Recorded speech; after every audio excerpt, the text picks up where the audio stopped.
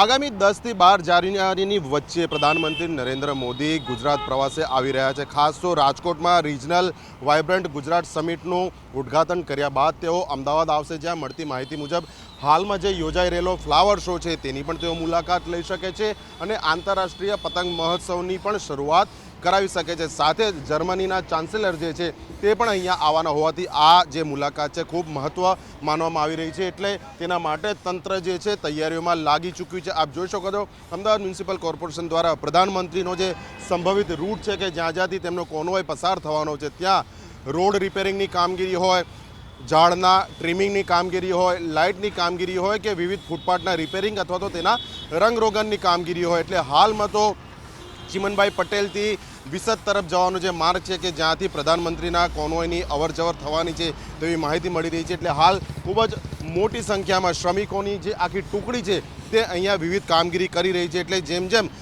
પ્રધાનમંત્રીના આગમનનો સમય નજીક આવી રહ્યો છે તે મુજબ કોર્પોરેશનનું તંત્ર યુદ્ધના ધોરણે તમામ કામગીરી હાલ કરી રહ્યું છે અને પ્રધાનમંત્રી આવે તે સાથે તમામ તૈયારીઓ પૂર્ણ કરી દેવામાં આવશે। કેમેરા પર્સન SP શર્મા સાથે અર્પણ કાયદાવાલા, ઝી મીડિયા, અમદાવાદ।